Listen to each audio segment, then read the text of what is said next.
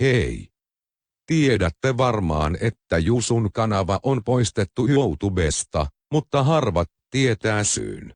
Joten kerron tässä videossa sen syyn. No se on yksinkertaista. Jusu on aikaisemmin saanut 2 varoitusta, mutta hän ei kiinnittänyt niihin huomiota, ja tänä päivänä kun hänen kanavansa poistettiin, hänellä oli ollut kanavallaan huijaussisältöä. Hän oli tehnyt videon, jonka otsikossa sitä sanottiin emoji-movieksi, vaikka oikeasti se video oli hänen oma tekemänsä animaatio.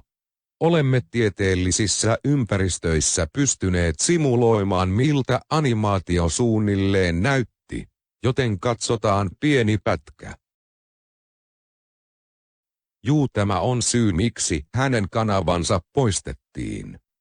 Käykää tilaamassa Jusun uusi kanava. Ja minun kanava.